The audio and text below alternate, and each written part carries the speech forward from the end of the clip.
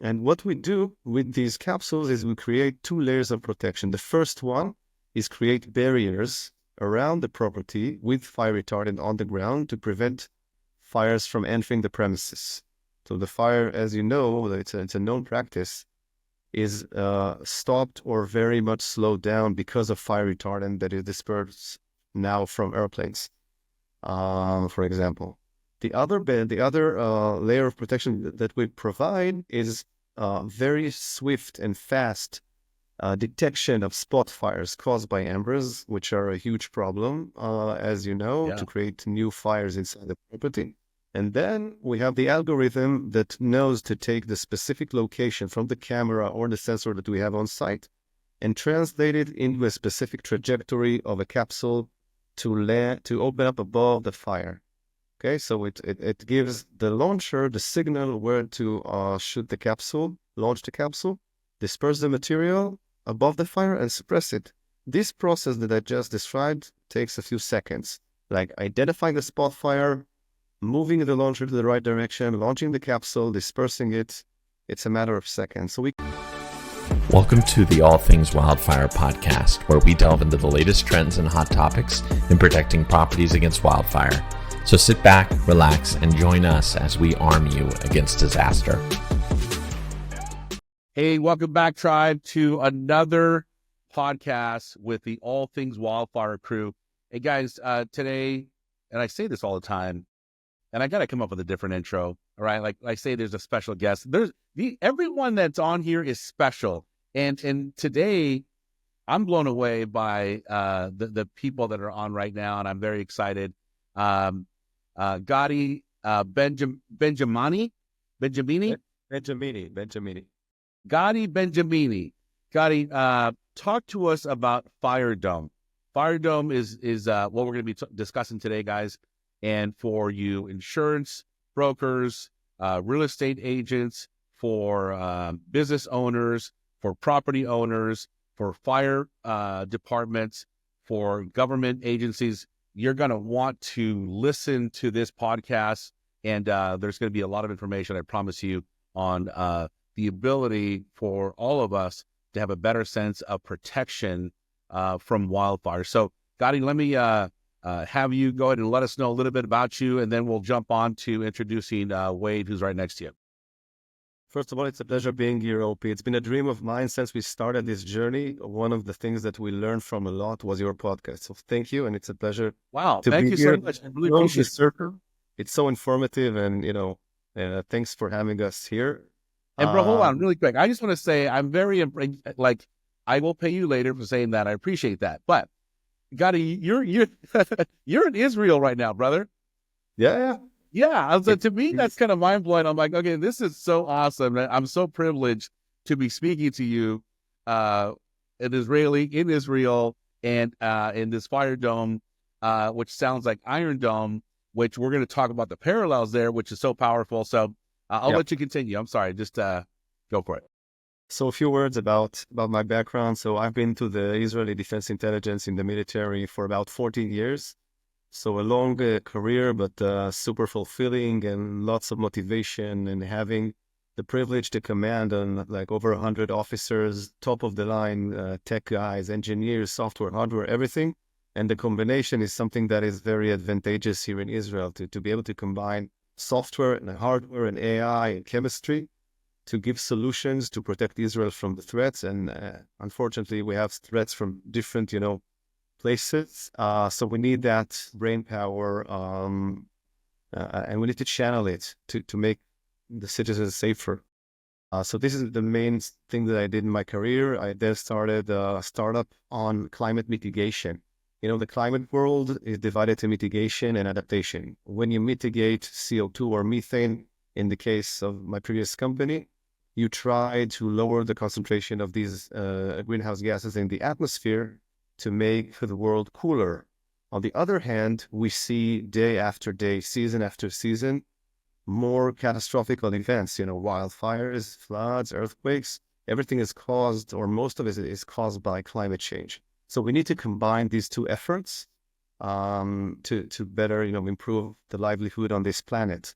So climate is my second mission in life after protection of Israel. Now it's climate. And I'm so happy that, I had the chance to make an impact and help communities, be safer from wildfires, because it's a huge, and that's actually where our story began. Do you want me to elaborate on the story, or maybe? You look, yes, and let me circle back to Israel has been known to have like you guys are like far above other countries in being able to have protection. And I've heard so much about like how Israel is at the top notch on protection. And I've always been impressed. And I thought, is it just the military power that you guys have? Is it technology? And earlier you described that it's the integration of the military power, of technology, of hardware, of software. And I think the collaboration of all of those things communicating together as one is very powerful. But can you talk a little bit more about how Israel became and why Israel decided to like spend so much of their energy in this protection? Because you guys are the leaders, and I think it's worth elaborating a little bit more on that. Yeah. So I think the main driver to that is that we have no choice. We're in a rough neighborhood here, and we have to Rough protect neighborhood, ourselves. man. It's a rough neighborhood. At the peak of this war, the 7th of October war, we battled 7 fronts simultaneously. Now it's down to 3 or 4, which is it's a huge challenge, but it's crazy. We have to be more sophisticated than the enemy. We have to be more advanced. We have to put a lot of money and brain power and efforts to be 10 steps ahead. So I think that is the main driver of what became of Israel during the years. A lot of investments on the military industries here. A lot of investments that are now bearing fruit. You see that when Iran fired hundreds of missiles back in April and October, we managed to intercept around 99%. The US was there, other countries were there to help us. But without these investments in security and safety and anti-missile systems, we wouldn't have been here. So I think this is the main driver that drives us. And Amazing. this, it's like follow-up waves of startups that take inspiration from military technologies, but not only. There are startups that have nothing to do with military and are super successful, but the place most of these successful founders grew up in is the military. I think that's kind of sums that up. What's impressive is Israel has no choice. You have to, you do have a choice. Your choice is to just fold and just kind of let things happen and you become a victim, or you defend yourself. And I think that ties into this, what you've now created with wildfire. We have choices. We could either just fold and just say, hey, look, wildfire is going to come. It's going to destroy my house. I just got to live with it. And the terror that comes with it years and years later, and the scars and just the terrible things that take place after a wildfire for an individual homeowner. Only the homeowner that's been through it can really tell the horror stories. But you have that choice, or you have the choice to say, hey, let's make some investments and protect ourselves from this enemy that is not going to stop anytime soon, that is going to come anytime, anywhere, from any place, and we have to be prepared. So I love what you're doing here, and really kind of dovetailing all this back into wildfire protection. And so the company's called FireDome, and I see you've got Wade here with you. Can you introduce how you and Wade met? Oh, we were very fortunate to meet Wade during the really early stages of the ideation process of what to create in front, because we started with the pain. We got acknowledged to the wildfire pain very early 24 during the war, and then we started to research. Me and Adi, she's my co-founder. She's the CTO of the company. So together we did the ideation process. We explored, we spoke with people, and a very, very, very small number of these people are still here with us in the journey. And Wade was our top choice from the beginning because Wade, sorry, I'm going to embarrass you a bit. He's honest, super experienced. He has all the knowledge, and he experienced wildfires. I mean, we didn't. In Israel, it's not such a big problem. We have, as we've just discussed, other issues, and I think Wade, we clicked from the get go. Yeah, it's been, and it's just the beginning of the journey, and we're looking forward to doing it together with Wade. So amazing. Yeah. Wade White, Assistant Chief, Los Angeles Fire Department, retired now. Wade, tell us a little bit about your history and what intrigued you to collaborate with Gadi and with FireDome. Well, thank you, Gadi, for that nice compliment. And OP, it's a pleasure being with you here. This is an honor. Likewise. I retired a year ago from the Los Angeles City Fire Department. I spent 37 years with them. I retired as an assistant chief. I managed our fleet for about 12 years. And during that 37 years, responded to a lot of incidents, major incidents, not only within the city, but also within the nation. I'm on FEMA's California Task Force 1, which is an urban search and rescue team that goes all over the country to disasters, World Trade Center, all the hurricanes. Wow. So deployed to a lot of different incidents, but also as part of management teams going to these major wild land events throughout the nation, and the devastation is unbelievable. Gadi approached me about a year ago, him and Adi, and said, "Hey, we got this new technology and we need some help with it." And as we were discussing earlier, I'm kind of into that out of the box thinking. We did the robot and the electric fire engine, purchased those two items during my time managing the fleet. And now let's talk about the robot and your ability to innovate, because I think that's very important, Wade.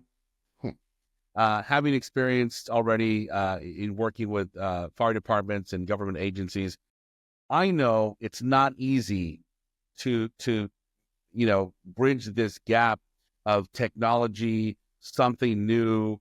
How were you able to deploy this and get the approval to deploy this robot? And what does this robot actually do? 100%, this is innovation that you brought to the table, but can you unpack that a little bit?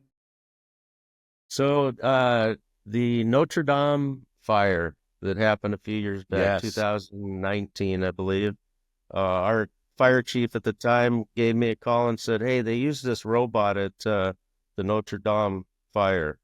I want you to go find us one." So I took a look at that one. I took a look at the How and How RS3, which is the one we purchased, and brought it into our fleet. I had the ability to raise money through our foundation, and we didn't use public funds.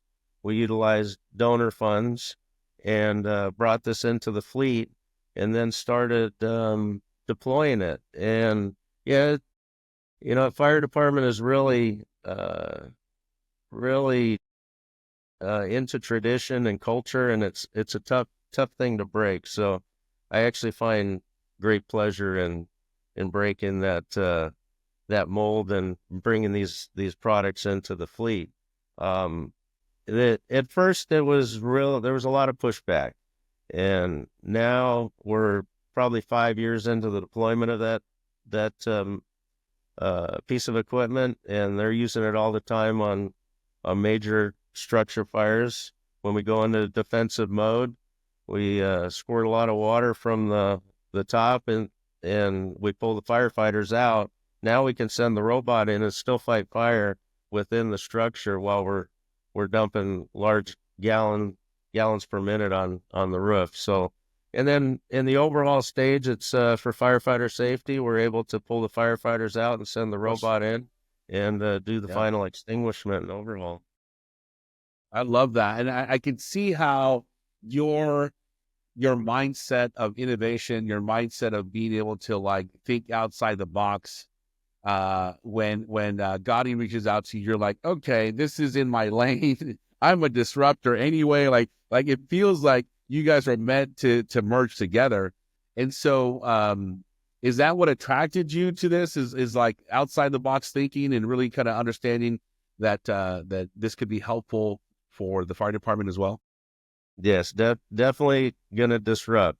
And it's going to bring, I think the byproduct of this FireDome technology is going to bring a lot of other different sorts of technology with it, as we saw with the electric fire engine and also the robot. So it being in the urban search and rescue world, the IDF, the Israeli Defense Force, there was a collapse in Florida where they brought in the IDF to assist with the extrication of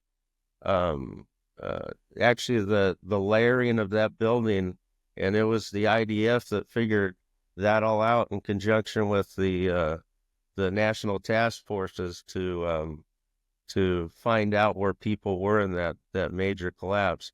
And that, when I met Gadi, I go, all right, he's one of these guys, and this is fascinating.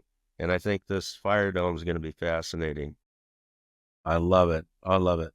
Guys, let's get into what FireDome is, what FireDome does. And I think for you listeners, I think you can see that the pedigree of these two gentlemen is amazing. And so what they're building together right now is incredible. And so something definitely worthwhile to pay attention to. So give me a quick second here, guys. Vincent, can you help me out real quick? I'm trying to make sure I find the screen and I can't go back for some reason. Let's see here. Give me a second here, guys. There we go. 3 fingers. Good Lord. Okay, guys. So now, Gadi, can you let us know conceptually what this does and how it's set up and what you're wanting to accomplish with this? Sure. So I think the idea was born from two things. One is the understanding that a lot of technologies now in the wildfire, like the fire tech industry, go to detection, and not a lot of innovation is put into to react to the fire and help suppress the fire. That is one thing. The other thing is that when we were doing, me and Adi, the ideation process, missiles were flying above us and intersected by FireDome. So I think this combination gave birth to the concept that I'll describe right now. So essentially, what we do in FireDome, we install in a property. The property can be any type of property. It could be a neighborhood, could be a hotel, could be a vineyard, industrial factory. We install a launcher. This is a mechanically based launcher. It doesn't include any explosive or anything that needs a specific or special regulations. And this launcher can launch capsules, which are kind of bags that are filled with fire retardant material or water, depending on the need. And I'll elaborate in a second. And the first version of the product will be able to launch these capsules to a distance of about a quarter mile. So with a single launcher, we can cover an area of about 80 to 100 acres, up to. I mean, smaller areas obviously good also. And what we do with these capsules is we create 2 layers of protection. The first one is create barriers around the property with fire retardant on the ground to prevent fires from entering the premises. So the fire, as you know, it's a known practice, is stopped or very much slowed down because of fire retardant that is dispersed now from airplanes, for example. The other layer of protection that we provide is very swift and fast detection of spot fires caused by embers, which are a huge problem, as you know, to create new fires inside the property. And then we have the algorithm that knows to take the specific location from the camera or the sensor that we have on site and translate it into a specific trajectory of a capsule to open up above the fire. Okay, so it gives the launcher the signal where to shoot the capsule, launch the capsule, disperse the material above the fire, and suppress it. This process that I just described takes a few seconds, like identifying the spot fire, moving the launcher to the right direction, launching the capsule, dispersing it. It's a matter of seconds. So we can be very fast in reaction to spot fires. I think these two layers of protection that we can provide, they make a very robust fortress around the property. And it is definitely inspired by Iron Dome, which intercept missiles before they hit, the property or the neighborhood or the people. The system is fully autonomous. We don't need anyone there. You do have the ability to remote control it or shut it off or turn it on, but you don't need boots on the ground. We can protect an asset for weeks. As you know, wildfire events can occur for weeks. As we said, it's a battle, it's a war. It's not a day and it passes away. So we need lengthy protection, and that we can provide that. And I think that it could change a lot of methodologies and strategies that are currently implemented by communities. It can change the way of thinking. It's because, for example, if you have a property that is way out there, totally isolated, very hard to reach, it's going to take a lot of time for the firefighters to get there. If they do early detection, we can be there. We can protect the property.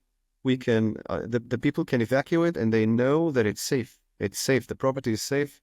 It's protected, and eventually the firefighters will put out the wildfire. But these domes that we can create across the communities will help keep these assets intact and help save human lives. Obviously, if someone has not evacuated, stayed at the property. By the way, the vision that we have is to put these fire domes in the forests themselves, in the wildland. And then what we can do is do early detection.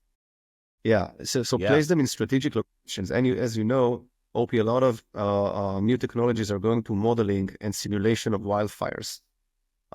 We have a consultant based actually in California, Jeff Shelton, that helps us analyzing the different properties or the forests, and then pinpoint the specific locations inside these properties that FireDome should be installed in to provide the ultimate protection or the best protection that we can have. So we can simulate the fire. We can show that if we put a barrier of FireDome material in specific places, we can block the fire. So I think this is something that's it's visionary, putting them, installing them in the forest, but it's definitely in the game plan for the next few years. I love that. And look, Gadi, as I'm watching your video, I'm looking at this and really kind of impressed by you have the detectors, then you have the launcher. And so the launcher goes out once it detects the fire, and then basically creates this dome right over the asset, the property or the acreage that's there. And then you're saying that once the retardant gets sprayed all over this perimeter, does it at that point, when it's autonomous, does it work? It deploys one time, and then does it begin to deploy when it starts to sense other spot fires around the area, or does it deploy multiple times per hour? How do you envision that? So we can launch a capsule every few seconds. So what we do first is we shoot these capsules to create the barriers, either 360 around, like one after the other, 360 around the property, or at specific facets which are more vulnerable to wildfire. That's the analysis that we do. The modeling can tell us where are the weaker spots or facets around the property.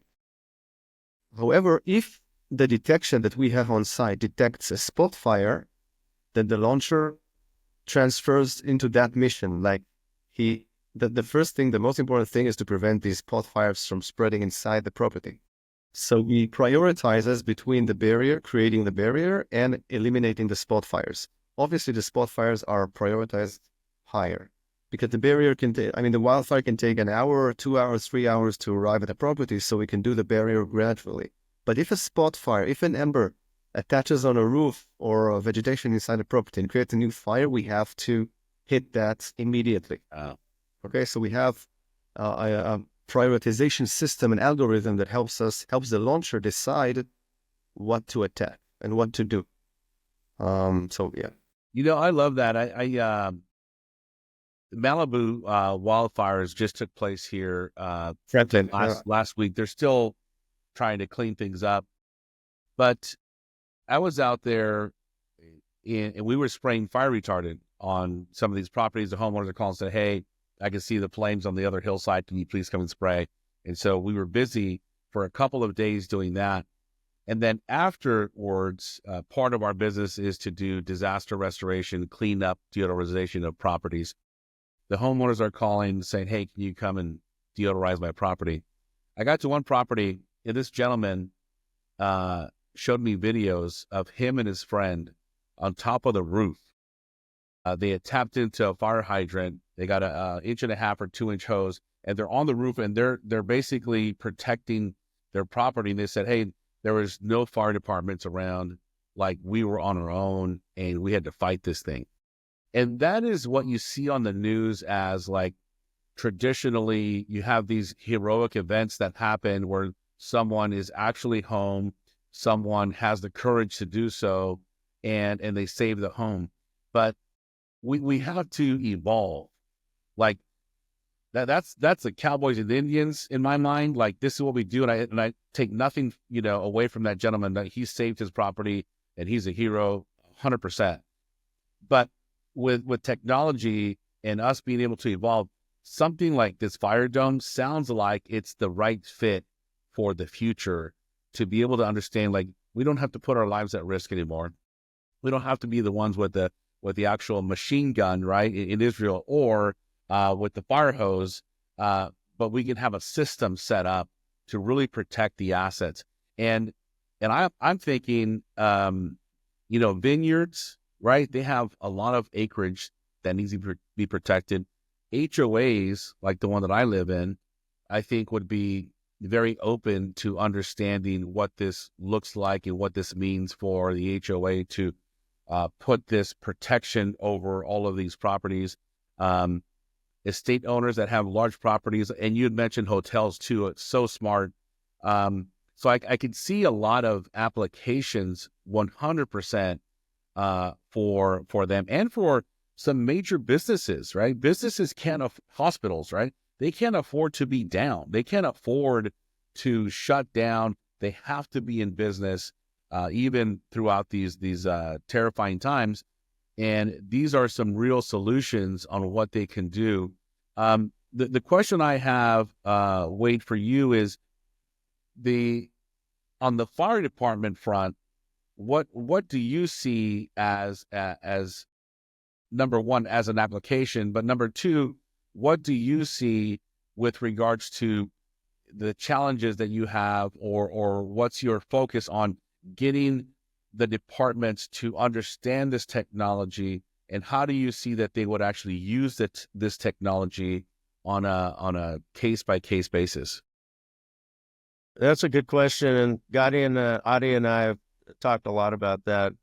In regards to, you've got the vineyards that have the unit that is set stationary to provide the protection.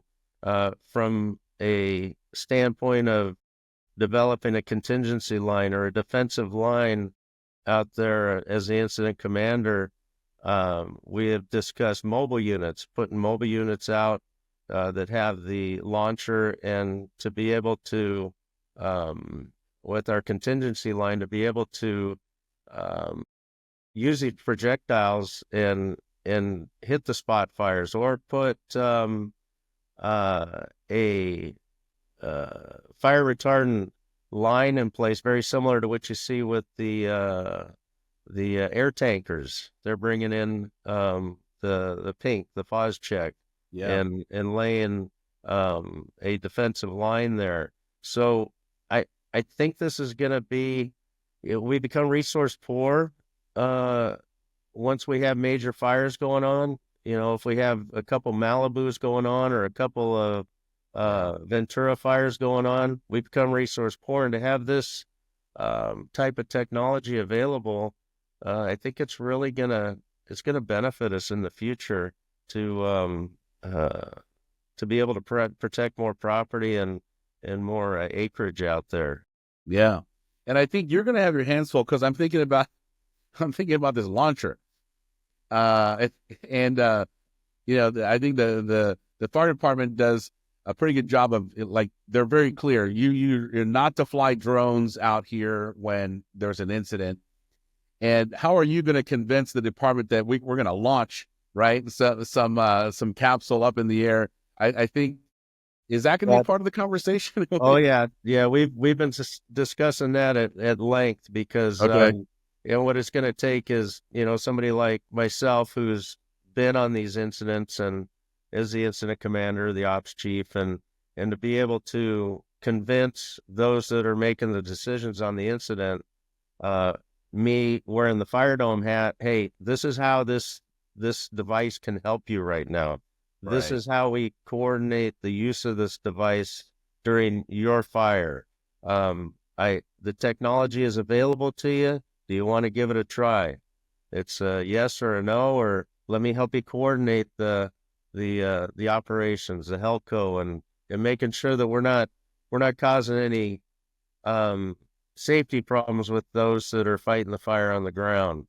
So it's going to be a challenge. It's going to be a fun challenge. I'm looking forward to it, and having the discussion with some of these old time incident commanders, and that are really just to kind of open their eyes to see that there's this new technology to do things different.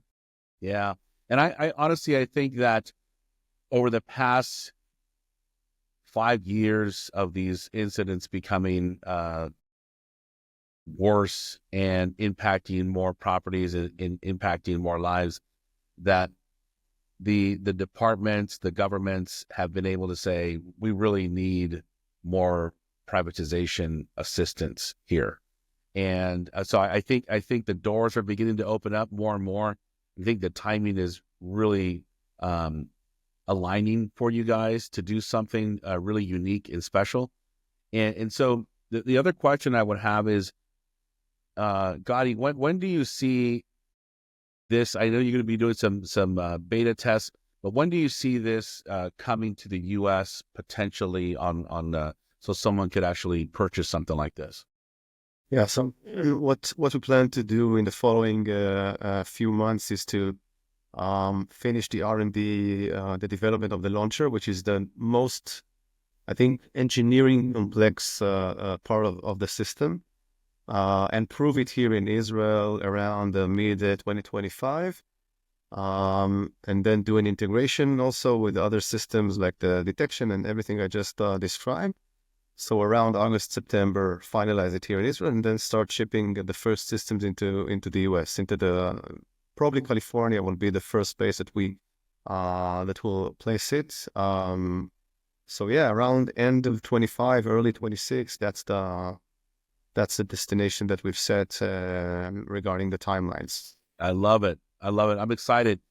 And Gadi, I want to ask you what price range you're kind of thinking, and you may not have an answer for that, but I'll take your best guess. And before you answer that, I'll share this. In Malibu, when I was there, days after one of the bigger evacuations was lifted, homeowner called us up, and I went out there. He says, and this property smelled like smoke very, very heavily. And I said, okay, Mr. Smith, here's what we have. We're going to have to set up equipment, deodorize. Your home has to be completely cleaned inside and out, pressure washing outside, clean inside. And I said, did you want to file a claim, or did you want to pay for this out of pocket? He says, OP, I'm going to pay for this out of pocket. I said, okay, no problem. And he shared with me that 2 weeks before, he got his insurance quote for $75,000 for the annual premium. And he says, OP, I've never seen a bill that high ever for insurance. And I decided, you know what? I'm going to take my chances and I'm not going to have insurance. So this homeowner is self-insuring, not paying for insurance. And there are more and more clients like that. There's another gentleman who got a quote for $90,000 for an annual premium. Obviously, these are some high net worth homes and estates and properties, but I feel like these are the types of opportunities, and these are the types of problems the homeowners are having, and they're looking for more solutions. And it sounds like this could be a solution for some of these homeowners. I'm not suggesting that people self-insure. I think that's very risky. But when you have a premium that high, you start to make these financial decisions for your life as to what's going to matter and what you should do. But do you have an idea, Gadi, on what something like this is gonna cost, or what you guys are aiming for? Yeah. So the concept of selling the system, it's not a one-time sale. It's going to be a service. We're going to provide the whole kit, like the launcher and the capsules and the water that we bring in and everything, the generator, because we want it to be self-sustained, like not dependent on the grid or any other water source. And so it will be based on a lease model and a yearly fee of, I don't have exact number because, we're still work in progress, trying to understand the bond costs of the system for us. But it's going to be low six figures per year. Amazing. Yeah. Yeah, no, I like that. I think this is going to be very valuable. And I'm looking forward, my friend, to you guys bringing it to California so I can go see the demo. Or Gadi, you fly me out to Israel when you guys do your beta test. I'm down with that. I'd love to go see what that looks like too. There you That go, will be Gadi. awesome. Tel Aviv is great. Wayne will be here. OP, you're welcome. I mean, it's going to be awesome, and would love to have you here. I love that, my friend. I think I'll stay connected with you guys to make sure that I understand when that is. But gentlemen, look, I love this idea. For those of you watching on YouTube or listening, if you want to go back to YouTube, we're going to be posting their video. The video is very impressive on the concept of what is going to be done. There's a lot of work that these gentlemen have already done and will continue to have to do to integrate this, to bring it to market. But I think it's going to be something that's going to be well accepted. Gentlemen, do you guys have, Wade, any last comments that you want to leave with our listeners? I appreciate the time here, and I appreciate the having Gadi and Adi as a colleague and a friend. Like I said before, I think what we've got here is some technology that, like Gadi said, we can put in the forest. We can sense wildfires early, a lightning strike, and to be able to launch one of these projectiles and put that fire out, or at least control it. And then just to be able to protect some property, like the vineyards, and also utilizing it from an operational standpoint when we're fighting the fire. I'm looking forward to seeing the thing work just as you are, and the technology that's going to come out of it as a byproduct over the years, and really looking forward to changing the thought process of the fire service when it comes to new technology like this, kind of disrupting the operation, as you said. So thank you again. Yeah, you're welcome. I think that's your sweet spot. I think you're the disruptor, and the one who can be able to communicate and collaborate the two worlds together. So I think it's an awesome fit for you. And Gadi, any last comments, my friends, you want to leave with our listeners?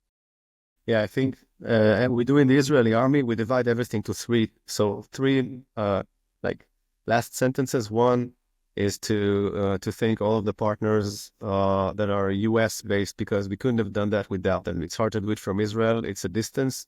So Wade and Seth, also the CEO of Santa Clara Fire Safe Council, helping us a lot in bringing this product and system into the US. The second thing is there are a lot of excellent companies that we must collaborate. There's no silver bullet here. We have to have an array of solutions that work together and play together. That's the only way we can win this huge fight. And finally, thank you, Opie, for having us. It's been a pleasure and an honor to be here, and thanks for the opportunity. My friends, thank you guys so much. And I do know Seth Skelet, great guy.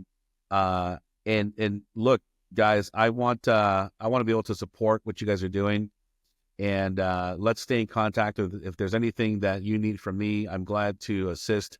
When it all comes down to what you're saying, Gadi, is like, we need to all collaborate and be able to be on the same page for the better good of the people, for the better good of the community, for the better good of the cities. And so I think the collaboration is crucial and very important for us to make sure that we stay open to that. And I think I can see some really good positive things happening. So my friends, thank you so much for joining us. I look forward to seeing your growth and then seeing you in Israel, Gadi, for sure. You're welcome always. Thank Love you. it. All right, guys. Thank you so much. Bye-bye. Thank you. Bye-bye. That's all for this episode of All Things Wildfire. If you like this episode, be sure to subscribe to our show and follow us on social media to stay up to date on all things wildfire. And as always, thanks for listening.